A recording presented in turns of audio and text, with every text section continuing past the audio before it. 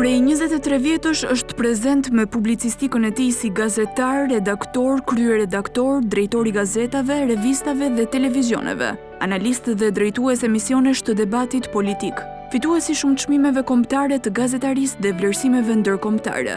Autori i librit Ditari i 23 qershorit, 2013, është edhe në përfundim të studimeve doktorale për histori arti pranë Qendrës së Studimeve Albanologjike. Sara është libri i tij i dytë. Mirëmbrëma të nderuar teleshikues, pra, sonte në studio, zoti Alfred Peza, nuk ka nevojë t'i them shumë tituj, sepse mirëmbrëma zoti Alfred, mirë se erdhët në studio. Mbrëma t'ja. Faleminderit që gjetët kohë në gjithë ato gjëra që bëni një kohë. Faleminderit ju dhe televizionit Ora News. Po, ku dikur ju keni punuar, jeni një nga pionerët e parë të këtij televizioni. Na vjen mirë që jeni përsëri në studio. Këtu kemi 2 libra. Sigurisht jemi mbledhur për Sarën, e cila ka përjetuar një sukses të veçantë këtë periudhë. Ra kjo Sarë dhe u pam. edhe kështu më të thuhet. Por para se të bëjmë bisedën tonë të gjatë për romanin tuaj të parë dhe shumë të suksesshëm, flasim pak se si hyri letërsia tek ju. Një gazetar kaq i konsoliduar apo ka ecur paralel? Në fakt, gjatë ditës së promovimit të librit, unë kisha përjetova një surprizë shumë të këndshme. Ishte mësuesja ime e shkollës mesme, e gjuhëletërsisë. Erdhi në promovim. Në promovim. Kishte parë njoftimin, edhe një surprizë shumë e madhe, dhe ftuam që të fliste. Dhe ajo atje tha që atëherë spikaste në hartime, në librat që më kërkonte, më ka ndihmuar shumë kjo pjesë dhe sipas saj, unë që në atë kohë kisha një lloj damari letrar. Sigurisht që gazetaria prej 20 dhe shumë vitesh, disa vitesh që unë e ushtroj, ka bërë që të kem shkruar ndoshta një 10.000 shkrime, kam bërë një 600-700 emisione televizive dhe kështu me radhë dhe gazetaria nuk është gjë tjetër, ka thënë Hemingway, është thjesht një letërsi në nxitim dhe unë kam qenë një shkrimtar në nxitim. Nuk e dija këtë, ka thënë Hemingway. Se dhe ai ka qenë gazetar. Po sigurisht, ai Churchilli ka qenë shumë nga shkrimtarët e mëdhej, Marquezi e kështu me radhë. Sepse në fundit është duket një kapërcim natyral brenda një njeriu, pasi gazetaria vërtet disa gjëra edhe t'i dëmton në të mënyrën e të shkruarit për shkak të shpejtësisë, nxitimit, presionit kohës dhe stilit dhe kështu me radhë, pasi ti je i ftohtë, je i drejt për drejt, je vetëm raportues dhe asgjë më tepër, por tek unë opinionet, analizat, shkrimet, sidomos në revistën Klan, kam shkruar në periudhën më të artë të revistës Klan, që nga numri i parë, kam patur fatin të kem dhe shkrimin e kopertinës së parë të numrit parë të revistës Klan, dhe në 10 apo 12 vjet në radhë, mund të kem shkruar me 10 apo 100 shkrime, dhe standardi e asaj reviste që për mua është standardi më i lartë që e ndaj dhe unë të mendim me ju i gazetarisë shkruar që është bërë ndonjëherë mbas 90 në Shqipëri, mendoj unë në periudhën Klani kishte një reputacion të veçantë dhe ne e lexonim Klanin si dikur dritën dhe nëndorin, domethënë e rëmbenim, aq mirë ishte Klani. Dhe aty mënyra e të shkruarit të diktonte që ti të kaloje në një dimension më të lartë se sa ajo të shkruarit të përditshëm të gazetës, sepse dilte një herë në javë, dhe shkrimi aty duhet të gdhëndje. Kishe 2-3 ditë apo 4 ditë, ndonjëherë edhe brenda ditës, se varësi dhe të temave. Ngriti një nivel Klani. Ashtu dhe duke qenë pjesë e këtij niveli, e këtij standardi, gjithsecili nga ne kishte atë garën e brendshme që edhe nga pikpamja e stilit, edhe nga pikpamja e të shkruarit, edhe nga pikpamja e mënyrës së ndërtimit edhe të strukturës së shkrimit në gazete, por edhe të fjalisë dhe kështu me radhë, të kishim një vëmendje tjetër. Dhe kjo ishte, le të themi, një hap i parafundit drejt letërsisë, po ta shikosh nga kjo pikpamje. Sigurisht. Dhe nga ana tjetër, jam një njeri që përveç se lexoj me nënvizime, me skeda dhe kështu me radhë dhe ruaj dosje, fajle në kompjutra, nga ana tjetër i shikoj të shkruarin edhe tek penat e mëdha të letërsisë botërore apo shqiptare, nga kjo pikpamje, nga pikpamja stilistike. Dhe nga aty mundohem të përfitoj sa mundem, për të ndërtuar një frazë, për të ndërtuar një fjali, një hyrje, një përmbyllje mendimi, apo një fund të një analize, apo të një konkluzioni dhe kështu me radhë. Dhe gjykoj që e gjitha kjo mund të zhvilluar brenda vetes time, derisa erdhi një moment ku vendosa që një histori që po më ngacmonte, ta shkruaja si letërsi. Ta shkruaja si letërsi duke vënë në provë edhe veten time. Besoj se letërsia është maja e çdo njeriu që merret me shkrimin. Dhe gjithë secili mendoj që ka atë tundimin e brendshëm. Edhe që ka botuar qoftë një vjersh apo një tregim të vetëm. Gjithmonë besoj unë është i tunduar të sfidoj veten dhe të tjerët në zhanrin që është mbreti apo mbretëresha e të shkruarit, që është romani. Kështu që kjo ka qenë. Para se të dalim te Sara dhe për gjithë procesin dhe përgatitor, se ka pas një periudhë të gjatë përgatitore, këtu kemi një libër, Ditari i 23 qershorit, që është libri juaj. Ky është një libër publicistik, por shumë interesant. Publicistik politike. Do doja pak të flisnim për këtë libër. Ka qenë, le të themi, një ushtrim publicistik, një lloj tjetër. Unë nisa faktikisht atë si një lloj PR-i në kulmin e fushatës elektorale për zgjedhjen e 23 qershorit. Pasi Facebooku në atë kohë sapo kishte marrë atë popularitetin dhe po krijonte një bum të madh, dhe kisha mira frenca që më ndiqnin, dhe pasqyroja në formën e një telenovele gjithë fushatën time elektorale, hidhja foto, hidhja takime. Çfarë ndodhte në përditshmëri? Dhe çfarë ndodhte në përditshmëri? Dhe sa më shumë i afrova fazës zyrtare të fushatës, sepse ky ishte para fushata, kuptova që këtë komunikim duhet ta bëja pak më frekuent, më të fokusuar dhe më të strukturuar nga pikpamja edhe publicistike dhe politike. Dhe aty më lindi ideja e një ditari virtual të përditshëm në komunikimin me lexuesit, sepse kisha ndërtuar në motorin e kërkimit të frencave të mi, i kisha orientuar që shumica atyre të ishte nga zona dhe nga qarku ku unë kandidoja. Dhe rreth 67% e tyre që më ndiqnin ishin nga ajo zonë. Ju ishit në qarkun? Në qarkun e Elbasanit. Elbasanit. Dhe kjo ndikonte. Që është një qark i gjerë. Është një qark që kishte 14 kandidat për deputet e kështu me radhë, unë ishte i 4 në listë. Dhe kjo ndikonte? Dhe kjo ndikonte në ndjekjen që ata i bënin fushatës. Nëpërmjet fushatës time dhe fushatës së përgjithësi, por edhe të Partisë Socialiste në veçanti. Dhe çdo natë fillova të hidhja nga një faqe, nisur nga ngacmimet konkrete të përditshme në terren që merrja nga takimi me njerëzit, dhe bashkë me njohuritë e mia politike dhe teoritë politike që i kisha studiuar ndër vite në formën jo vetëm të kuriozitetit, por edhe të një dimensioni, pasi kam ushtruar gazetarinë politike për shkak debateve politike që kam drejtuar e kështu me radhë, dhe lindi kështu ditari 23 qershorit me flet njëra mbas tjetrës, ku në çdo natë, në orën 12 natës, unë e kisha programuar që do dilte fleta e ditarit. Qëllonte ndonjëherë që për shkak të angazhimeve mund ta kem mbyllur dhe më 3 dhe më 4 të mëngjesit, sepse sa më shumë i afrohesh ditës zgjedhje, aq më shumë ju keni qenë vetë fushat dhe e dini si është presioni. Nuk e një minutë të lirë. Dhe fillonin dhe thonin, kur do nxjerrësh, më çonin mesazhe, qoftë në inbox, qoftë mesazhe të afro, dhe aty kuptova që kjo gjë kishte ngjitur si një lojë e komunikimit dhe marrëdhënieve publike me njerëzit, dhe aty gjatë një bisede me miq që janë dhe publicist dhe botues, më thanë që a e ke menduar ndonjëherë që ta bësh libër?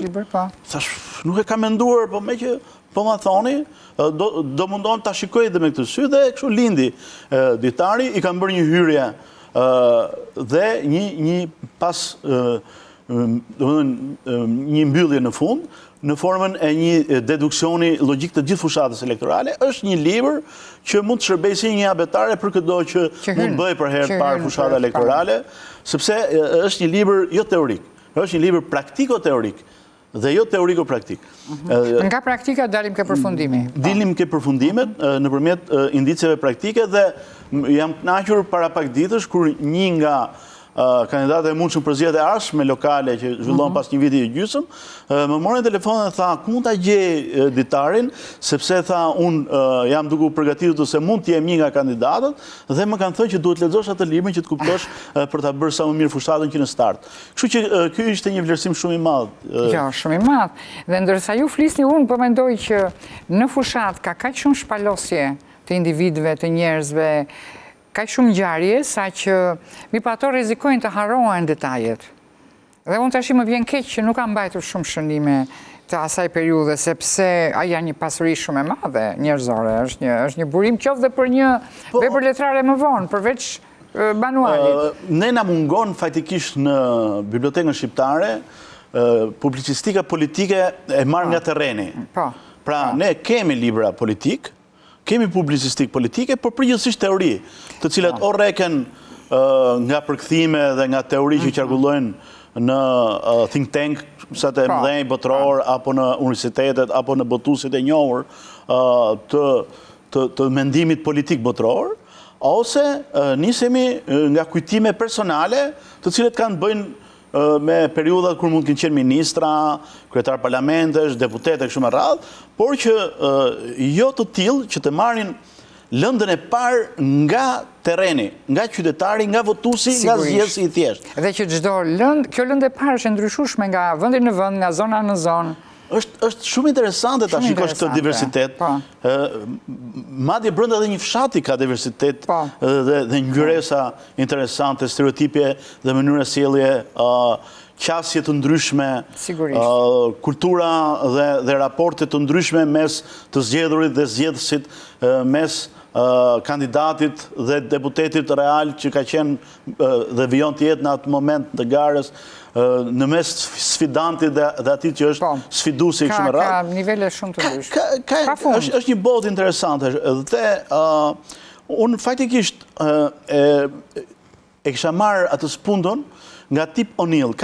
Ish senator për 50 vjetë në Shtetet Bashkuara të Amerikës, kreu i dhomës së deputetëve, i senatit amerikan, dhe ka një libër shumë interesant, Politika është vendore. Ai ka teorinë që rrotulloje nga të duash, duke qenë se politikan do të thotë të jesh një njeri që i shërben qytetarëve, dhe ky shërbim më mirë se kudo tjetër bëhet në zonën, në terren, në lokalitet. Dhe politika është vendore, është lokale.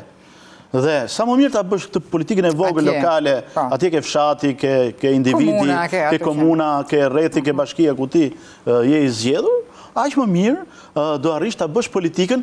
Sigurisht është tjetër gjë politika kombëtare në sensin e një debati parlamentar, një strategjie apo të një ndërmarrje të madhe që mund të jenë reformat e thella të strukturore, siç mund të jenë reforma në drejtësi, reforma në arsim e kështu me radhë, dhe është tjetër gjë ajo politika në duke e vogël, por që është politika e madhe në fakt.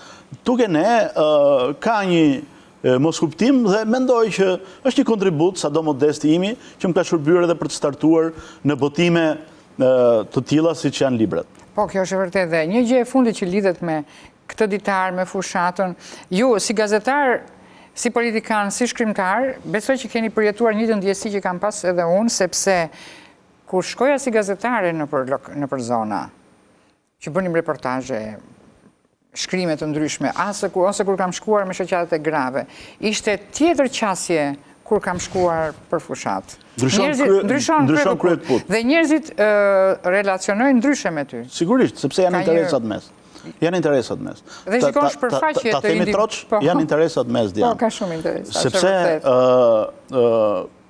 deputetët shihen si pushteti, si zoti në ca zona, si bajraktari high-tech në ca zona tjera. Ka keq kuptime shumë në rolin e deputetit. Ka shumë keq kuptime, ka shumë legjenda, ka shumë stereotipe, ka shumë gjëra të gabuara dhe jam i bindur që gjysma atyre që hyjnë në parlament hyjnë për shkak të një gabimi, nuk e njohin mirë. Të këtij stereotipi të krijuar komplet gabimisht. Dhe unë para se të hyja në politikë, në zonën ku shkova kandidova, unë kam lindur atje, dhe të gjithë si që ndodhë gjithmonë që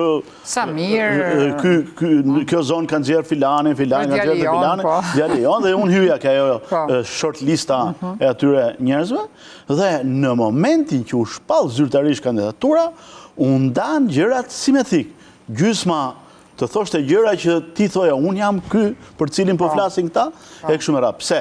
Sepse unë isha i partisë kundërshtare dhe me njëherë instikti për të mbrojtur vendin e punës, për të mbrojtur interesin e vogël që kishte arritur të siguronte deri në atë kohë, për të mbrojtur ndjesinë e tij politike, për të mbrojtur emocionin e tij, për të mbrojtur nostalgjinë e tij, e shumë gjëra të tjera. Të bëjnë ty kundërshtar. Më bëjnë automatikisht pa më njohur fare, pa e ditur fare, pa komunikuar asnjëherë me mua, etj. Dhe kjo është gjëja, le të themi, negative e fushatës, por nga ana tjetër është edhe gjëja pozitive, sepse ti i jep mundësinë njerëzve të njohin, por nga ana tjetër je shumë realist me veten, që të kuptosh që gjëja më e gabuar në botë është që ti të rrekësh ti pëlqesh gjithëve. Po. Se është dhe e pamundur. Sa do të duash, aty e kupton në mënyrë të kondensuar. Kjo është rruga më e mirë e dështimit, nëse ti përpiqesh ti pëlqesh gjithëve. Është shumë gabim, është e vërtet. Më pëlqeu shumë kjo ide e fundit. Tani, ky është kapitulli juaj i gazetarisë, keni punuar një pjesë të madhe të jetës tuaj. Dalim te Sara, që besoj, Sara është Sara Bloshmi, ose Sara, personazhi kryesor i këtij libri, është frymëzuar nga Sara Bloshmi, një personazh real i viteve 20-30. Sa vite u deshën, ose përse ishte ky frymëzim nga kjo figurë? Unë kisha menduar gjithmonë që letërsisë shqipe, si një lexues shumë i vëmendshëm që kam qenë dhe jam në vimësi, i mungon, mund të mungojnë shumë gjëra, por një gjë i mungonte sipas meje. I mungon fakti që ne jetojmë në një kontinent, në një rajon, siç është Ballkani, në një gadishull, i cili njihet ajo shprehje e famshme që prodhon më shumë histori se sa çka stomak ta tresi dhe ta konsumojë. Dhe çfarë ndodh? Ne duke qenë pjesë e kësaj zone që prodhon kaq shumë, ne jemi ndoshta edhe nga më prodhimtarët brenda kësaj zone kaq prodhimtare. Aq sa nuk kemi mundësi asnjëherë një histori ta tresim deri në fund dhe ta kuptojmë çfarë ndodhi me këtë histori, pse ndodhi dhe nxjerrim një konkluzion në mënyrë që na shërbej për të ardhmen. Dhe ajo që shoh është që jeta është shumë më letrare në Shqipëri, është shumë më dramatike, është shumë më poetike, është shumë më tragjike. Se sa letërsia. Se sa vetë letërsia. Dhe kisha menduar gjithmonë që nëse unë do i hyja këtij shtegu kaq shumë diellës, por me cilën e shikoja me shumë frikë nga larg, por me ëndje dhe me kërshëri, që është letërsia, unë do ta merra lëndën nga jeta. Dhe kjo ishte një lloj loje dhe një lloj sfide brenda vetes, për të kuptuar edhe ato tjetrën që përgjithsisht ata që shkruajnë për herë të parë letërsi, mund të korrigjosh se je shumë eksperte se unë në këtë fushë. Jo, përkundërzi. Nuk shkruajnë asnjëri histori reale për herë të parë. Shkruajnë përgjithsisht gjëra që i fantazojnë, i rikrijojnë vetë, domethënë disa situata të cilat më pas bëjnë ose ata të heqin dorë nga letërsia, ose ata të zhgënjehen, ose ata që i lexojnë të zhgënjehen prej tyre. Është shumë e vërtet. Ne do ndërpresim bisedën pak minuta për një hapësirë publicitare, do rikthehemi në studio.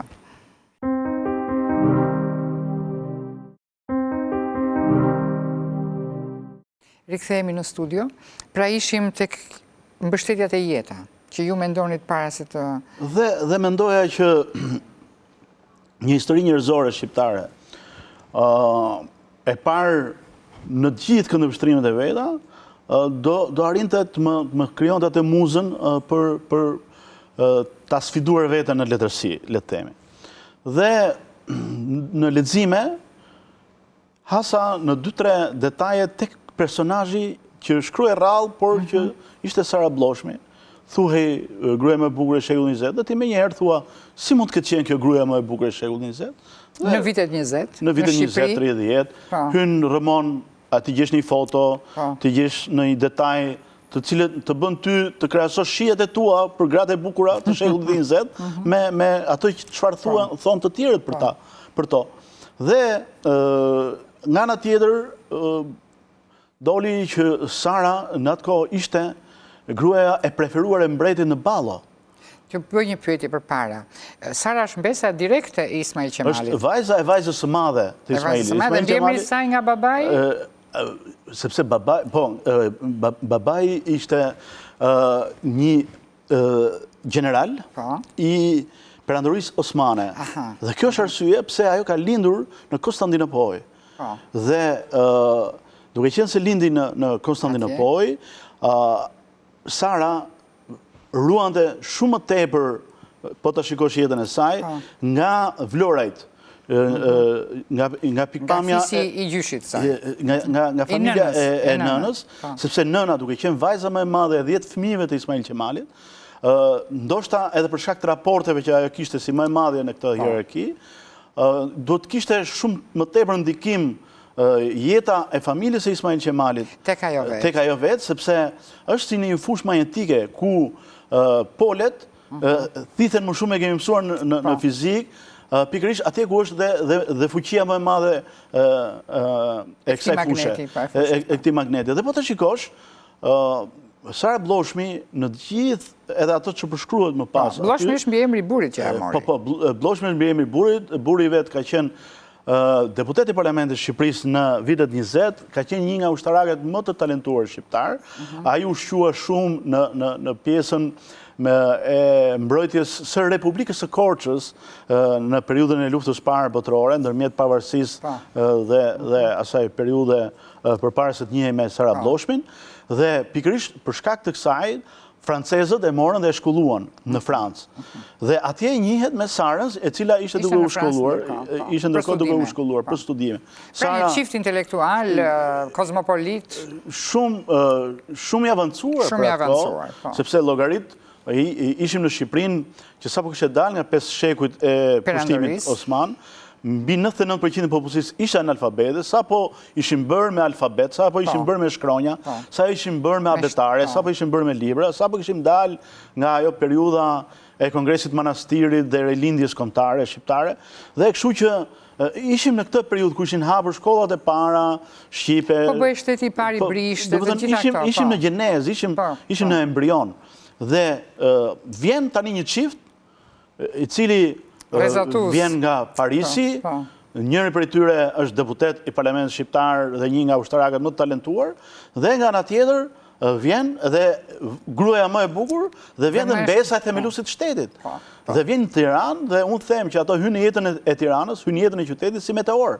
Dhe dogjën gjithçka çfarë e kaluara kishte deri në atë moment për konceptin e një çifti të tillë modern, dhe rihapën një kapitull krejt të ri. Ata hynë si gjyle topi, sepse thot Napoleoni në një vend që në jetën shoqërore mund të hysh ose si një smundje e but, siç kanë qenë ato smundjet ngjitse mortaja, thoshte ai, ose mund të hysh si gjyle topi. Dhe këta hynë si një meteor, këto shpërthyen mes Tiranës. Në atë prapambetje, në atë patriarkalizëm të po të shikosh dokumentaret e Luçës apo që kemi parë, që të Zotmeri janë pamje trishtuese faktikisht. Sidomos për Tiranën. Për Tiranën. Dhe atje ti kupton që vjen një grua e cila në vitin 1922 themelon klubin e parë të tenisit. Sot e 100 vjet përpara, akoma s'kemi klub tenisi, dhe ajo ka themeluar para 100 vjetësh. Vjen një grua që nuk vishet me perçe, nuk vishet me burka, pavarësisht se në atë kohë ishte në fuqi ligji islamik, i cili është shumë për popullsinë muslimane. Për gjithë. Pikërisht për pjesën e besimtarëve musliman, por ishte ligji islamik në fuqi dhe shteti ishte islamik në atë kohë, sepse nuk ishte bërë ndarja e shtetit, nuk ishte bërë sekularizmi. Dhe ishte kongresi i Lushnjës ai që i vendosi këto gjëra dhe që më pas filluan morën trajt mbasi u bë Tirana kryeqytet e kështu me radhë. Dhe pikërisht këto gjithë detaje dhe vallësimi i saj pastaj në ambasadën amerikane në mbrëmjen e vitit 3 është ajo që i hodhi benzinën gjithë atij zjarri që vlonte rreth çiftit drejtë saj. Skena juaj ambasadës amerikane është e jashtëzakonshme që e përshkruani. Por ju e keni gjetur në dokumentacione. Po, është dokumenti zyrtar i ambasadorit gjerman, i cili që raportonte, është si fonogramet e sotme që nxorri WikiLeaksi, por ishin fonogramet e asaj periudhe. Dhe i thotë që sot ka ndodhur një gjë, thotë, që për gjithë ata që kujdesen për zhvillimit historiko-kulturore, duhet kuptojnë që nga ky moment ka filluar diçka që do ta ndryshojë një herë përgjithmonë historinë e Shqipërisë. Thotë Gjermani. Thotë Gjermani.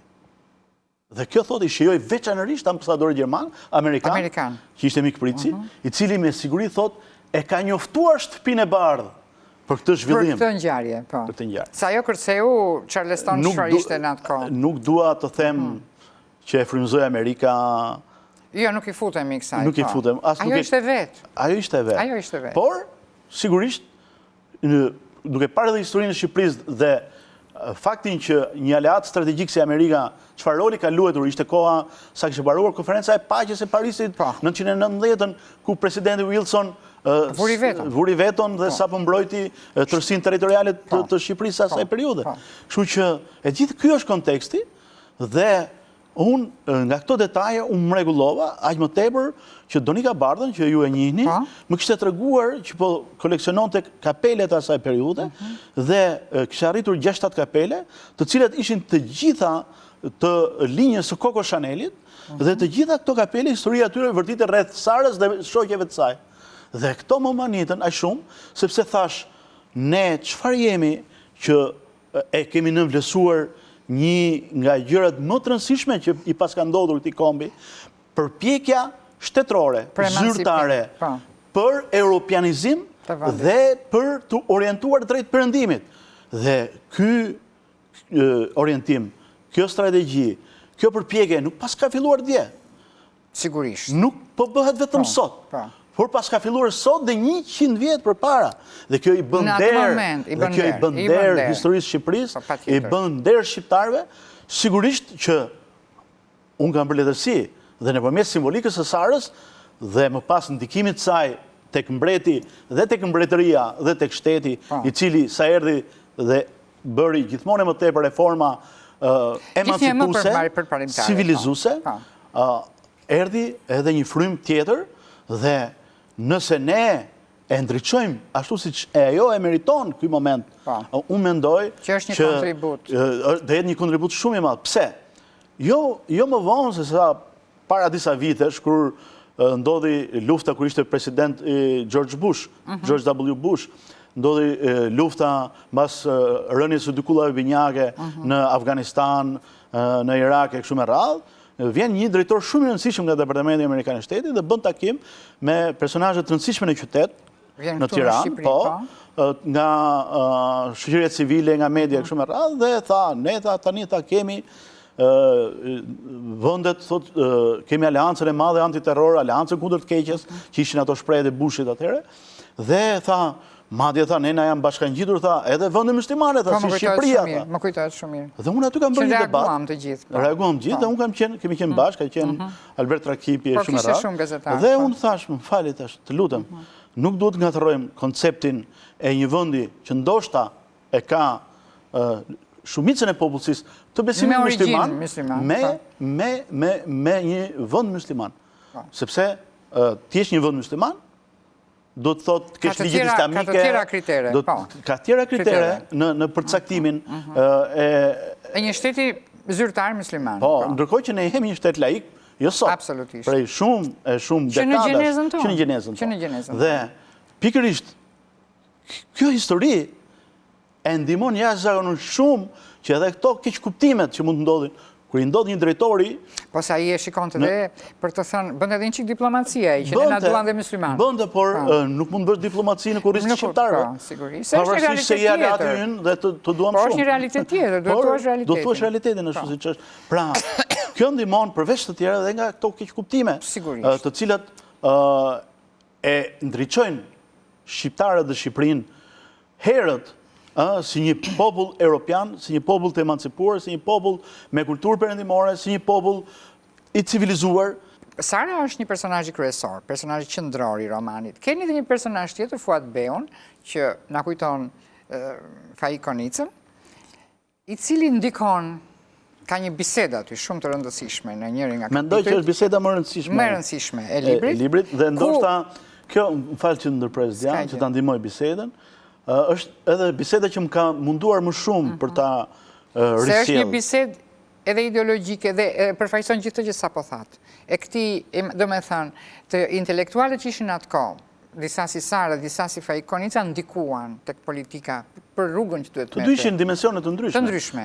Konica ishte dimensioni intelektual, kurse Sara ishte dimensioni i muzës, i frymëzimit. I muzët, po ishte një grua e studiuar dhe ajo e kuptonte se ishte latuar, ishte një grua e diplomuar në Paris. Edhe gjithë origjina dhe familja e saj, dhe them që këta ndikuan në mënyrë të ndërgjegjshme.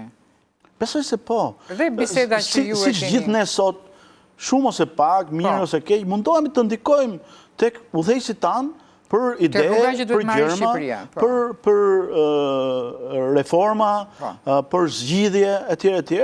Dhe mendoj që ky ka qenë një nga misionet dhe do mbetet gjithmonë një nga misionet e intelektualëve dhe njerëzve të iluminuar dhe ndriçuar të çdo vendi. Si ka qenë, duhet të qenë pak e vështirë në laboratorin tuaj krijues, ky raporti midis realitetit edhe fictionit, edhe trillimit letrar. Nuk ka qenë i lehtë, besoj unë, se aty duhet të flasi Ahmet Zogu, duhet të flasin figura që janë historike. Konica, Adgjergj Fishta, vetë Sara. Enver Hoxha. Po. Me thënë, si aty dhe unë si lexuese, nuk e ndjej këtë, nuk më shqetëson, kjo më shkon shumë e natyrshme. Të duket sigurie me ta. Sigurie me ta. Nuk më shqetëson kjo gjëja që mund të jetë e vërtet ose s'është e vërtet. Dhe këtë desha të di se si është punuar për të arritur kjo. Unë mendoj që nuk arrin dot kur ta bësh në mënyrë kaq të natyrshme një zgjidhje të tillë nga ana letrare, nëse ti nuk e zotron totalisht lëndën dhe historinë. Pavarësisht se ti nuk shkruan një roman historik, pavarësisht se ti nuk shkruan një tekst historik, do të jesh brenda lëkurës tyre për të kuptuar kontekstin e asaj kohe, për të pasur gjithë informacionin e duhur për qëndrimet, për idetë, për rrymat, për mënyrën se si komportohej shoqëria në debatet e mëdha që hapeshin, siç hapen dhe sot, siç do hapen gjithmonë në çdo shoqëri. Dhe kjo ka qenë ajo pjesa dhe periudha që më ka konsumuar aq shumë kohë për të përgatitur për ta shkruar librin. Ka qenë vite të tëra pune nëpër arkiv. Besoj që keni punuar shumë në arkiva. 4 ose 5 vjet ndoshta. Po arkivat kryesisht ku kanë qenë që ju keni studiuar? Ajo që i dha vulën e fundit kërkimit arkivor, ka qenë arkiva e Ministrisë Punëve të Brendshme, ku unë gjeta dosjen e ndjekjes nga sigurimi i shtetit të Sara Bloshmit. Po, se do flasim pak për këtë, që e ndoqën se kërceu. Jo vetëm aq. Edhe pjesa që akuzuan për të shoqin. Por, jo vetëm aq, por ajo ka qenë e përndjekur edhe kur nuk ishte në Shqipëri. Po. Sepse Sara u bë një personazh i vepra letrare të realizmit socialist. Po të shikosh për shembull ke filmi Radiostacioni i Ismail Kadares, përmendet Sara si gruaja më e bukur e mbretërisë, është ai dialogu i Miriamit. Po, përmendej tek këtu ky emri dhe të intrigonte. Po, Karaguni për shembull ka shkruar një roman, Agenti 333, që i dedikohet Sara Bloshmit. Ashtu. Po, në atë kohë. Dhe është shitur me 10.000 kopje në atë kohë. Sepse ishte Sara, duke mos pasur asnjë pushtet, i është kushtuar në kohën e komunizmit më shumë vepra letrare se sa dhe atyre që kishin pushtet, që mund të kishin qenë ministra, mund të kishin qenë deputet, ose mund të kishin qenë kryetar parlamentit. Atëherë në Ministrinë e Brendshme kishte dokumenta që ju disa i keni vënë në libër dhe janë shumë interesant. Dhe i kam vënë, ishin aq të bukur nga pikpamja e të shkruarit, nga gjuha, gjë që nuk e gjen sot në institucionet e sotme shtetërore shqiptare. Ai kujdesi për të shkruar shqipen në mënyrë aq të këndshme, saqë unë nuk i preka fare. Po janë si muzikë. I kam vënë ato dokumentat. Ajo kanë tonet e lektra gegnisht dhe to skrishte të përzira bashkë. Po ta vesh re në varësi të atij që ja ka hartuar dokumentin. Po, është e vërtetë. Dhe unë i kam lënë ashtu siç janë. Dhe fillimisht mendoja se do stënonin, jo përkundër, i kanë dhënë mendoj kolor. Kësaj gjëje dhe shkojnë shumë mirë, duken si letërsi. Dhe desha të them që dhe e gjithë ky emancipim nuk vinte lehtë. Se ajo do persekutori në një farë. Është një ndërmarrje që përbën një proces të pandalshëm brezash historik, nuk është një çështje. Jo, dhe ajo se kaloi lehtë personazhin e saj aq të. Po s'ka se si, sepse shiko, njerëz të tillë që dalin dukshëm mbi mesataren e shoqërisë, mbi mesataren e popullsisë. Sidomos në një shoqëri aq të prapambetur. Aq të prapambetur, por edhe në kohën e komunizmit. Ne mbaj mend, për shembull, volejbolistët e Dinamos, që disa ishin yje, apo basketbolistët Partizanit. Po, gjithmonë do njëra godite i po. Në këngëtare ose balerin. Dhe më thënë, ato do goditeshin, sepse ata bëshin pjesë të Smirës, e Zilis, dhe kështu me radhë, dhe është si ajo që thot Katereja ke natë me hën, e urrej zanën si rri bukur pardesyja. Po, është prevej për ajo. Kemi thonë me vite e kishim si slogan. E mori i natë se pa një pardesy të re. Pikërisht, pra, dhe aty është një pasazh për një anije me majmun që kisha ardhur nga Afrika dhe shkonte në Britani, ku kishte një varse Floriri, që se kishin majmun të tjerë dhe u turën gjithë ta shkullin, sepse është zilia. Pra, kjo është simbolika e zilis. Dhe pikërisht, tani po e them për e parë, ai majmuni i vogël i bukur i këndshëm, e tjerë me atë zinxhirin e Florinit qafë, ishte Sara Bloshmi në shoqërinë shqiptare, e cila ndryshe nga gjithë të tjerët, kishte një gjë të veçantë dhe nga që të tjerët se kishin u turën gjithë për t'ia tërhequr dhe tentuan ta mbysin, gati e mbytën. Po, gati e mbytën. Dhe ajo tregohet shumë bukur, besoj, por në mënyrë të detajuar, se s'mund ta them unë shumë bukur, do ta thojnë ato që lexojnë. Ajo tregohet shumë bukur dhe bile të mban në ankth, ja do shpëtoj apo jo, deri në çastin e fundit që ajo ikën, që arrin tiki bashkë me vajzën. Pikërisht, sepse ajo nuk do të kishte shpëtuar nëse nuk do kishte dashurinë dhe simpatinë e jashtëzakonshme të mbretit. Pra vetëm një fuqi superbe arriti ta shpëtonte. Sepse e kuptoj që ai nuk ishte thjesht dhe vetëm një gjë kundër Sarës. Ai ishte një intrig e pashëmbull kundër gjithë projektit të tip politik për ta riorientuar Shqipërinë. Ai e kapi këtë dhe ju e keni dhënë shumë mirë të pjesë. Si të thua që keni hamensuar dhe e keni analizuar dhe ajo është dhënë shumë bukur. Por shpëtoi edhe në çastin e fundit nga regjimi komunist. Shpëtoi sepse në pasazhin e fundit të takimit të Sarës me Ahmet Zogun në Hotel Ritz në Londër, ku të dy jetonin në vitin 46, më vonë, pas luftës, ajo ja shpjegon. Se si? Dhe Ahmet Zogu i tha që ti pas ke lindur për të qenë shembull dikur negativ, të cilën unë e shndrova në pozitiv për të marrë si i tillë nga gjithë të tjerët që ty të ndiqnin, nga gratë, nga femrat në përgjithësi, për të qenë të lira, për të qenë të çliruara, për të qenë të emancipura e kështu me radhë, dhe për këtë shkak edhe e merrte gjithmonë në ballo për t'i thënë gjithë që ky është qëllimi dhe orientimi, ky është modeli që duhet ndiqni. Këtë që marr dhe unë për vallëzim dhe pikërisht këtë gjë i tha, tani ti do jesh një shembull për regjimin tjetër, por negativ tashmë. Po, e kuptoj. Mendoni që Zogu veproi në një farë mënyrë ndoqi pak modelin e Ataturkut? Unë nis për ta ndjekur modelin e Ataturkut, sepse ishte pamundur të shmangte, besoj unë në gjykimin tim historik tani. Se që pak a shumë një në rinin e hershme, Ahmet Zogu ka qenë në Turqi. Ne vazhdojmë akoma sot dhe saj ditë të themi vllai jon i madh, Turqia. Jo, në kuptimin e laicizmit edhe të emancipimit. Por atë çfarë bëri Kemal Atatürku në atë periudhë në Turqi në asaj kohe. Ishte gjigande. Ishte një gjë e paperceptueshme, pasi ai u frymëzua në përgjithësi nga legjislacioni zviceran. Dhe një perandëri që aq e rëndë sa Turqia, sa Turqia dhe e rënuar, erdhi dhe u frymëzua dhe u mundua dhe ja arriti edhe për shkak të asaj çfarë ai përfaqëson te atëre, por edhe sot e kësaj dite në historinë e Turqisë moderne, nëpërmjet karizmës dhe personalitetit të tij, por nga ana tjetër është një luftë që ende vazhdon në Turqi, është ajo dhe sot është shumë e dukshme. Ajo që shpjeguar aq bukur te Crash of Civilization, ke lufta e qytetërimeve te Huntingtonit, që në përgjithësi nuk ka një qytetërim, sepse në atë shpjegimin që i bën qytetërime, me që edhe libri Sara është për qytetërimin dhe për orientimin qytetërimor të shqiptarëve, nuk ka një qytetërim në kuptimin islam, musliman, etj., sepse sipas tij mungon shteti i bërtham, ku më së shumti kriteret për qenë i tillë i plotëson Turqia, por që ende nuk është bërë, thot Huntingtoni, por që janë dilema që vazhdojnë dhe sot dhe ndikojnë edhe në zhvillimet rajonale dhe globale. Por ai luajti një rol tepër të madh.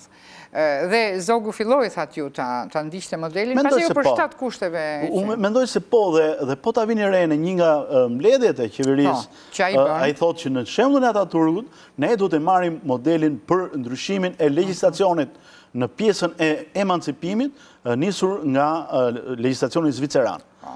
Sepse ne dim nga ana tjetër që shteti i asaj periudhe ka marrë edhe ligje italiane, edhe ligje franceze. Ai bëri një legjislacion për kohën shumë të përparuar. Pavarësisht se nuk mori mekanikisht një model për ta implementuar. Jo, ai e miksoi mbi bazën edhe të veçorive dhe jo vetëm të institucioneve dhe shtetit të ri të asaj periudhe, ende të pak konsoliduar, por edhe të kulturës, mentalitetit ton dhe të asaj çfarë ai mendonte se mund të përshtatte më lehtë ides ti, por edhe popullsisë.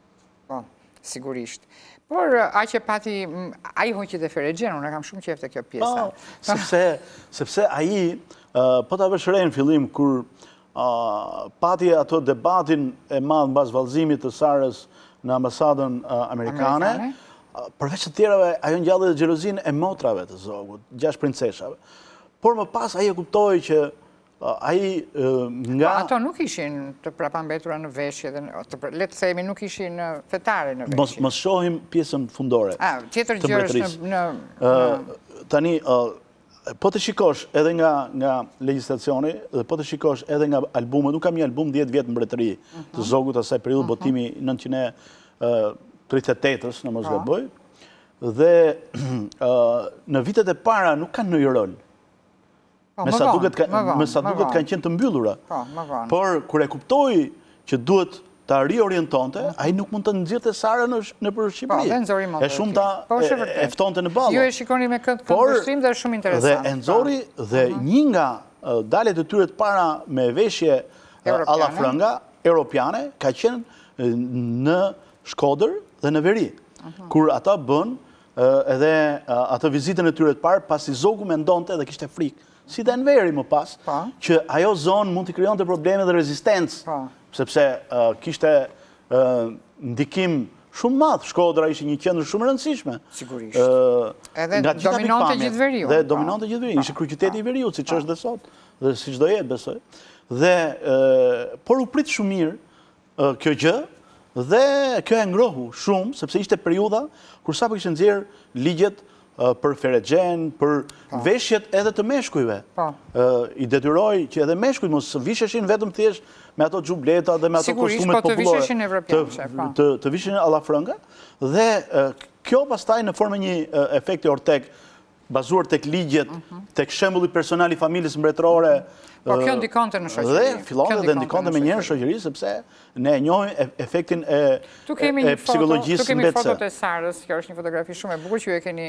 Nuk keni marrë këtë për librin, keni tjetër, po kjo është shumë e bukur. Kjo është foto origjinale me ato kapelet e saj. Po, Vilës, foto është pak e prerë këtu, sepse origjinali është dhe me verën e vogël. Po, dhe me verën e vogël. Po, është në... Por është shumë e bukur këtu, ja po të shikosh një nga ato kapelet. Që ka thënë Donika Barda, është këto. Është kjo, po të shikosh, tiparet i ka të përkryera, pavarësisht se ajo kapela është poshtë vetullave dhe nuk dale shumë. Po me gjithë të dalohet shikimi saj. Dalohet sytë, dalohet ka trishtim në Alfred, ne minutat po në mbarojnë. Shikimin e...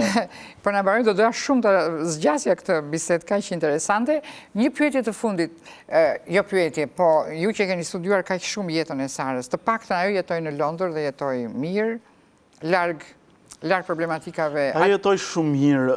Kam qenë në Londër kur isha në shkollë dhe shkova aty ku jetonte, ishte një lagje shumë e mirë. Shumë e mirë. Atje kanë shkuar edhe studius të njohur, Ferit Hudri për shembull ka shkuar, ka takuar 2 herë vajzën e Verën që është edhe që ka vdekur vonë faktikisht para 9 vjetësh. Dhe që ishte piktore. Ishte piktore, ajo veprat e saj e ka lënë trashëgimisht Shqipërisë, galerisë tonë kombëtare të arteve. Shpresoj të kemi libra të tillë të bukur. Një kulturë dhe një letërsi që ka të shkuar ka dhe të ardhme. Ka dhe të ardhme. Edhe faleminderit dhe pen të mbar. Faleminderit shumë.